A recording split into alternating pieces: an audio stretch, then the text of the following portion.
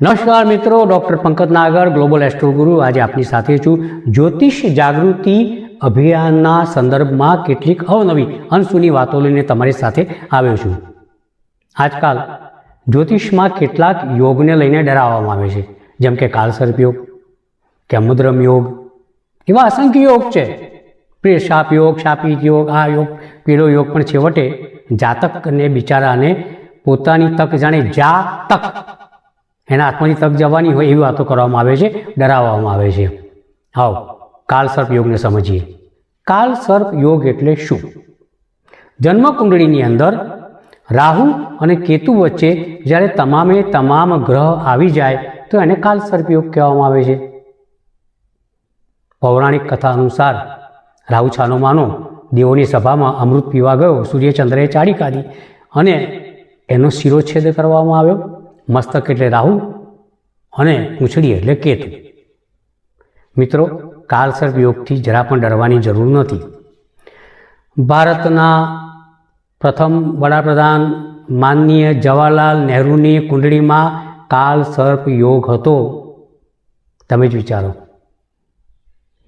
આપણા scientist, president સ્વર્ગીય Abdul Kalam સાહેબની કુંડળીમાં પણ કાળસર્પ યોગ હતો.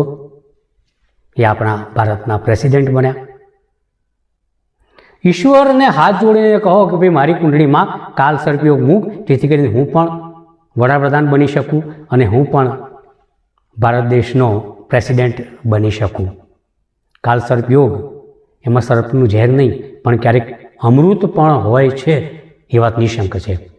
વાત કરીએ કેમુદ્રમ યોગની. જ્યારે ચંદ્રની આજુબાજુ કોઈ શુભ ગ્રહ ના હોય, રાહુ કેતુ ચાલે નહીં, ત્યારે ચંદ્ર એકલો પડી જાય, શુભ ગ્રહનું બેકિંગ ના મળે, એટલે એને કેમુદ્રમ યોગ કહેવામાં આવે છે. શાસ્ત્રો અનુસાર પારાશરી હોય, ચમત્કાર ચિંતામણી હોય, ભૃગુ સંહિતા હોય.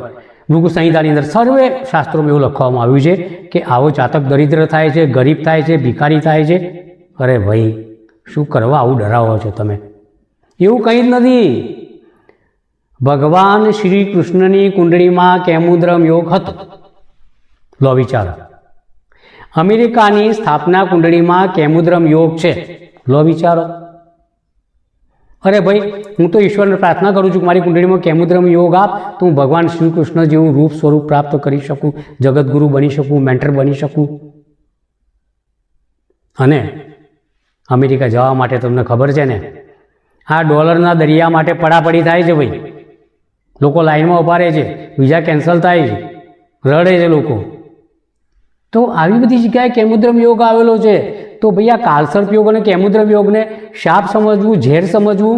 ના ભાઈ ના, આ તો આશીર્વાદ છે, અમૃત છે.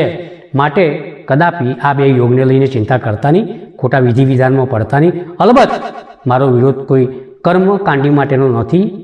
અવશ્ય એ લોકોએ પણ સરળતાપૂર્વક પ્રામાણિકતાથી વિધિ કરાવે તો ચોક્કસ એમનો વ્યવસાય આગળ વધે તેવી શુભકામના સાથે વિરમું છું.